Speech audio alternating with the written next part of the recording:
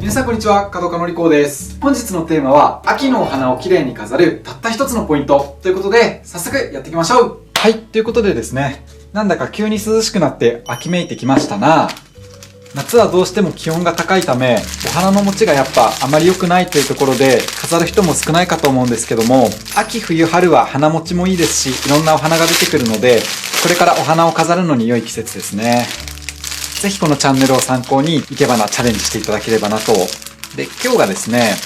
お花はこちらユニクロフラワーから買ってきました。教室の近くにできたのでとっても助かってるんですけど、こういうちょっとしたお花を買うのには値段も安いですし、鮮度もいいし、種類も豊富なので、皆さんもね、ぜひお近くにユニクロフラワーあったら立ち寄ってみてください。で、今日は1袋にそれぞれ2本ずつ入っていました。リンドウが2本と、黄色い小菊が2本、オレンジのケイトウが2本。これ全部秋を代表するお花ですね。菊というのは年がら年中出てるお花ではあるんですけど、厳密に言うとこう自然界で綺麗に咲くのは秋になります。で、これは私のイメージなんですけど、春というとスイートピーや桜、あとは雪柳とか、全体的に淡くて優しい色が多いのに対して、秋はこういった黄色や青、ケイトウも今日はオレンジを選んできたんですけど、真っ赤なものがあったりとか、結構はっきりとした鮮やかなお花が多い印象ですね。あとはススキとかフジバカマとかワレモコウとか渋い色のお花もあるんですけど、今日はまさにあえてなんですけど、黄色、青、オレンジというかなり色のはっきりしたものを取り合わせてみました。これがですね、今日皆さんにお伝えしたい秋のお花をきれいに飾るたった一つのポイントにつながってくるんですけど、そんなところで今日はこちらの3種類と、あとはですね、こちら紅葉の木いちごを1本買ってきました。これはユニクロフラワーじゃなくて近所の花屋さんで1本購入してきたんですけど、今日ちょっと珍しいなと思ったのが、これなんてわかりやすいかな。先端のように綺麗な緑の状態から若干紅葉はしてるんですけど、葉っぱの縁の部分見ていただくとちょっと赤みがかってんのわかりますかね。なんかここだけ色を塗ったような、これも紅葉仕掛けということなんでしょうけど、これなんかもすごいですね。こんな感じで紅葉してる木いちご、あまり見かけないので、このグラデーションがすごく綺麗ですし、皆さんにもこうやってご紹介できればなと思って、今日はこんなタイプの木いちごを購入してきました。今回はこの4種類の花材を使ってちょっとした秋のお花を生けていきたいと思います。そして今日使う器がこちら、陶器の焼き物の花瓶ですね。秋というと渋い華やかさが出てくるので、こういう陶器の花瓶がぴったしなんじゃないかなと。もちろんガラスの器とかでも爽やかに映るとは思うんですけども。よし、それでは実際に生けていきたいと思います。で、このチャンネルでは何度かご紹介しているんですけど、まずは器に一文字止めを仕掛けていく。で、この一文字止めに関してめちゃくちゃ詳しくご紹介している動画をもう撮影していまして、今年の秋に更新予定ですので、そちらもね、楽しみに合わせてご視聴いただければなと。この使い方をマスターするだけでお花めちゃくちゃ簡単で綺麗に飾れるようになるので、またチャンネル登録がまだお済みでない方はこの機会にぜひポチッとよろしくお願いいたします。そしたらまずは小菊を1本生けていきましょうか。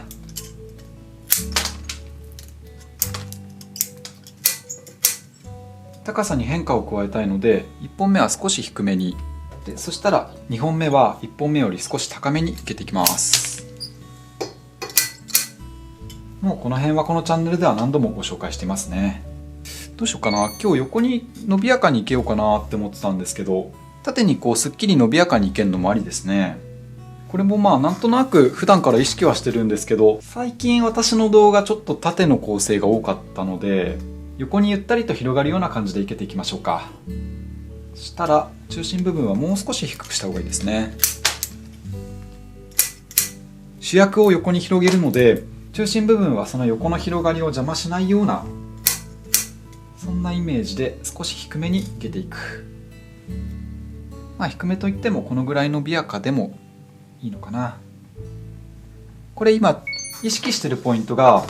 2本にこう空間をきれいに取ってあげてるんですね。小菊というのは小花がボテボテっと先端につくので、この部分がこうくっついてしまうと黄色い一つの塊として見えてしまうというところで、2本生ける場合はお互いがこうパッカリと割れてしまうと、逆にこの子たちがこう仲違いして別々の方向に行っちゃってるように見えるので、つかず離れずの位置にしっかりと空間を意識しながら2本を生けてあげると良いです。とりあえずこんな感じ。続いてこちら、系統を生けていく。これも今とポイントは一緒ですね。で、水に浸かってしまう下の部分の葉っぱはきれいに落としてあげると。そしたらこの系統を生けるポイント、系統じゃなくてもいいんですけど、違う種類のお花を次に生ける際のポイントとしては、例えば1本ここにオレンジのものが入ったら、もう1本は黄色い小菊と同様に高さに変化をつけてあげるといいんですけど、オレンジがこうやって縦に並んだりとか、あとは今お伝えしたように真横に高さが並ばないように少しでも変化があると良いです。で、今のバランス感で言うとこの辺りがぽっかり空いてるので、この辺に入れてあげると縦にも横にも並ばないのでバランスも良くなってきますし、あとこれも今日色がはっきりしてるので分かりやすいポイントだと思うんですけど、こんな感じで入れてしまうと中心に線を引いた時にこっちが黄色、こっちがオレンジっていう感じで左右別々に見えてしまったりとか、あと高さにしっかりと変化は加えたつもりでも、こうやって見てみると下の部分に黄色が固まって上にオレンジが固まってしまってるように見えるので、なるべく黄色とオレンジが混ざり込むような、そんなバランスでいけてあげると綺麗に飾れますね。さっき綺麗に入ってたんだけど、こんな感じかな。で、秋のお花を綺麗に飾るたった一つのポイントというのは最後にご紹介していこうかなと思ってるんですけど、そしたら今お伝えしたようにオレンジの花が縦と横に並んだりとか、お互い空間が離れすぎないようにこんな感じで生けていくと。そしたら続いてこちらのリンドウを生けていく。これまたすっきりとしたお花なので、どうやって入れるのがいいかな。縦に伸びやかな構成だったらこれも縦にすっきりと伸ばしていくと伸びやかに見えるんですけど、今日は横にゆったりいけようと思うので、ちょっとこんな感じで横に飛ばしていきましょうか。1本目は少し短め。今年にですね、このリンドウをきれいに飾るポイントという動画もアップしていますので、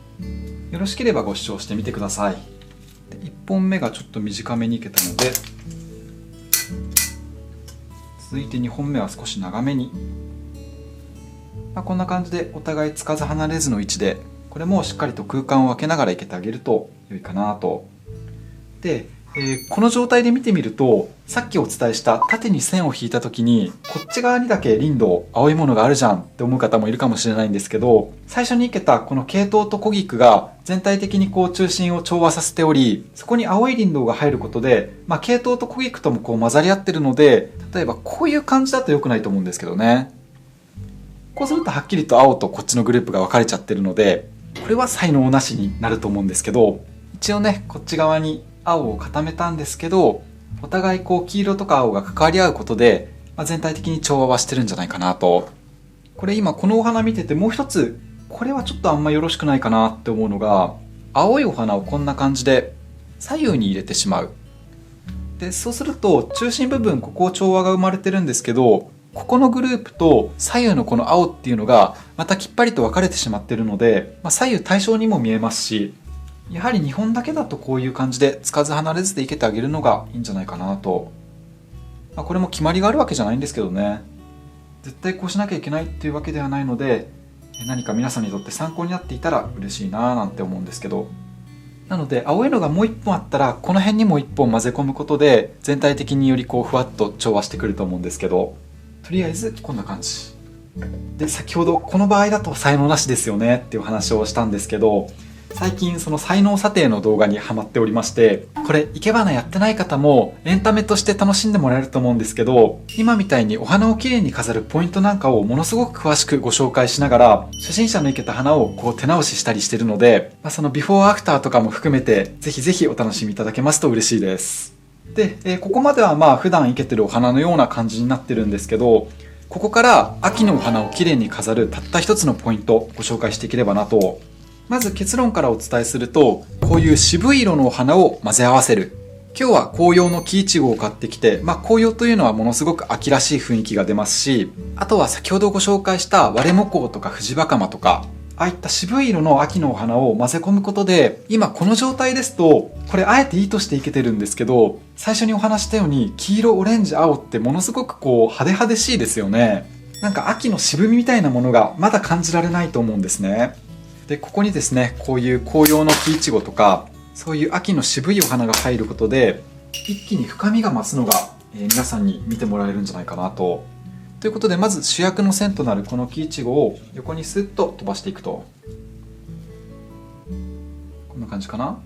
これで中心のお花に対して主役となるラインが1本出てきました。で、このまんまだと真ん中のお花とこの横に張らせた木イチゴでちょっとまだ分離しちゃってるので、今落としたこちらの下の部分の葉っぱ、これを中心に足していきます。中心のお花に混ぜ込むようなイメージですね。なので、例えばこれ1枚を落としてここの軸を使いながらこれ1枚を生かすという方法もありますし、うまく入ればここの軸を生かしてこの2枚の葉っぱも使えるので、どうすると綺麗にいけれるかなというところで探っていくと良いかなと。こんな感じですかね。これで十分そうだな。もうちょっとこの辺にもこうふわっと足そうかなと思ったんですけど、あればより華やかですね。こっちの方がすっきりしていて私は好きなんですけど、もう1枚ぐらい足してもありか。今お伝えしたように1枚足すとしたら手前でいいので短め、ここで落としましょうか。こうするとこっちもまた後で使えるんでね。これでいかがでしょうか。この渋い色が入るまではものすごくこう鮮やかな色がちょっと目立ってたかと思うんですけど、こういう渋めの秋の花材が入ることでより中心部分のこういう鮮やかな秋のお花というのも引き立ってきて、結果的に春のこう可愛らしい華やかなお花と比べて秋のこういった渋い華やかさを表出することができるんです。皆さんもぜひ参考にしてみてください。ということで、これでたった一つのポイントでいけるちょっとした秋のお花が出来上がりました。はい、いかがだったでしょうか。本日の動画が面白かった、ためになったという方はチャンネル登録や高評価をポチッとよろしくお願いいたします。それではまた次回、バイバイ。